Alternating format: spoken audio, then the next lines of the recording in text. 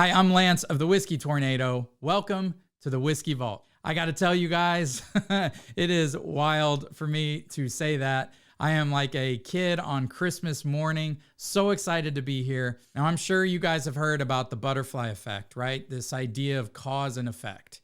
The idea that a butterfly in California could flap its wings and somehow cause a tornado in Oklahoma. Well, let me tell you guys about the Bourbon Effect and how a small decision to watch two guys talking about whiskey when I knew nothing about whiskey ultimately helped me through my wife's cancer diagnosis and led me to starting a charity organization that helps military, cancer, children, and mental health organizations. But first, let's talk about the whiskey, guys. It was really hard for me to choose. I have this Eleanor bottle, which was one of the first bourbons released by Crowded Barrel, and it means a lot to me because it got me started in my bourbon journey. But Daniel asked me to talk about my most meaningful bottle, and if we're talking about my most meaningful bottle, it has to be our first barrel pick we did with Barrels for Hope, my charity organization. Just because we always say it's not about the bourbon, it's about the community and the people and the stories and sharing the whiskey. And this bottle just encompasses my entire bourbon journey from start to finish. So that's what we're going to nose and taste today. And I'm going to tell you the story of the Bourbon Effect. All right, let's pour a glass of this first. This is Elijah Craig Barrel Proof. This is a single barrel pick we did with our charity organization, and it comes in at 121.4 proof. This is out of Heaven Hill Distillery. Most of you probably know, if you're talking Elijah Craig Barrel Proof, you're talking quintessential bourbon, like the most quintessential bourbon, right? Let's get into the nose on this. The nose is just absolutely to die for. It is caramel, vanilla. There's this thing I love on Elijah Craig Barrel Proofs that I get, which is actually like a texture on the nose. And the texture that you get on a lot of Elijah Craig Barrel Proofs is this like corn dustiness, almost like this rickhouse funk. Like if you've walked into a rickhouse, the second you walk in, there's this dustiness, this corn dustiness in the air that is all over this. There's a layer of cinnamon and like pralines over this. Like almost if you're at a Christmas fair and you have like a bag of those cinnamon covered pralines, which are just amazing.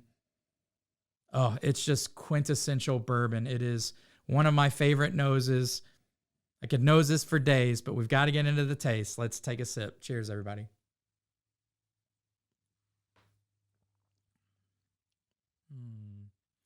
Oh, it just coats the mouth. Warms everything on the way down. It's this the texture on Elijah Craig Barrel Proofs. At that 120 to 130 proof, you get that like oiliness that just coats the entire palate. It's buttery, it's caramel. That first sip was just an explosion of spice and flavor, almost overwhelming. So I'm gonna have to go in for a second sip, but that was a beautiful first sip. If you guys have any Elijah Craig Barrel Proof, feel free to pour it as I tell you guys about my bourbon journey and the Bourbon Effect and how Daniel and Rex, who probably have no idea, helped me through a very difficult time in my life. So,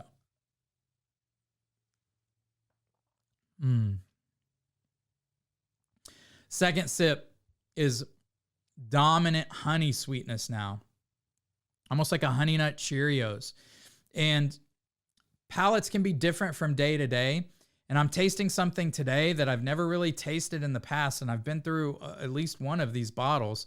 On the finish, I'm actually getting like this orange spice citrus note to it. There's like an orange citrusy kind of orange peel kind of thing to it. Absolutely beautiful. Finishes really well.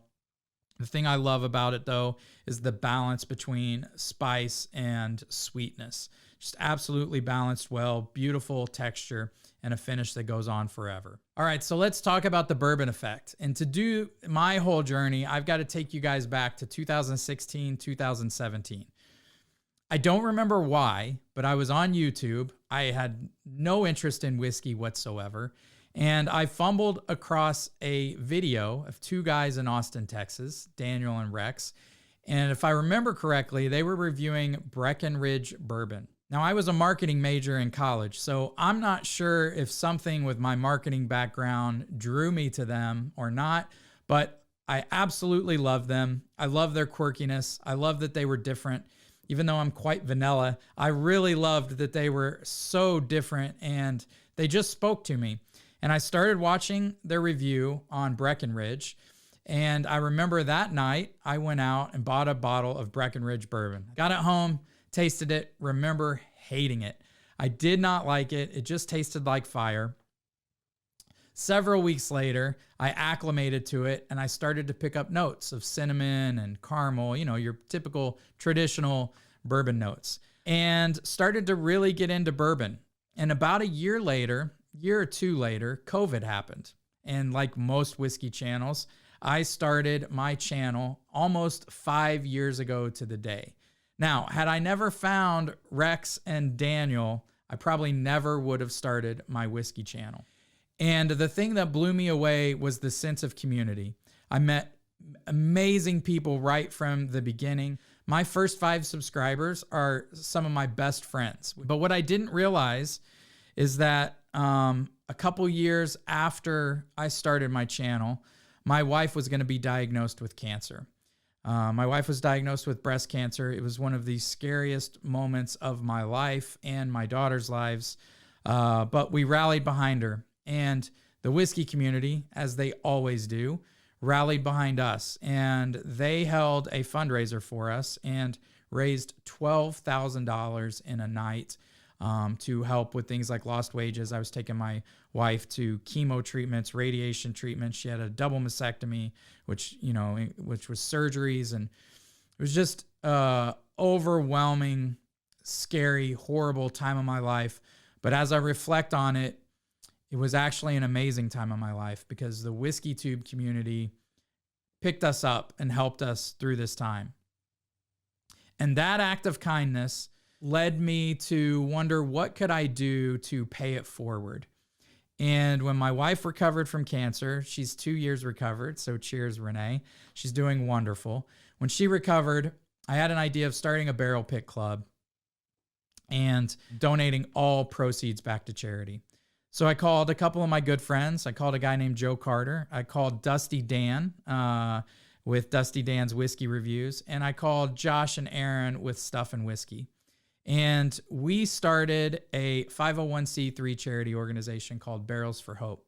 And it has been amazing. We sold out of memberships immediately.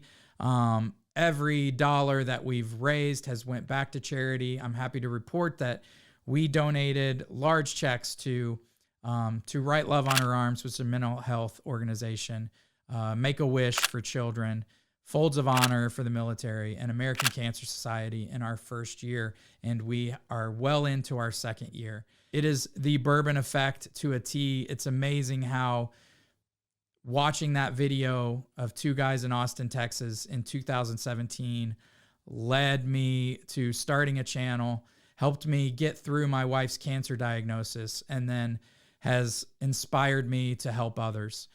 If you want to find out more about me, you can do so by searching Whiskey Tornado on any of the social networks, but mainly on YouTube. If you want to find out more about our charity organization, Barrels for Hope, you can just go to barrelsforhope.com. But I would like to ask for a call for action. If you've experienced the Bourbon Effect in your own way, maybe you met somebody that gave you a job, maybe you met somebody that helped you through a tough time in life, I would love to read about it. The Whiskey Vault has a much bigger reach than I do, so I would love to hear your story and read about it in the comments. So please leave a comment. Let us know how the whiskey community has touched you. It is just an honor to host this. Thank you so much, Daniel, for asking. I'm really glad you guys are here. Cheers, everybody.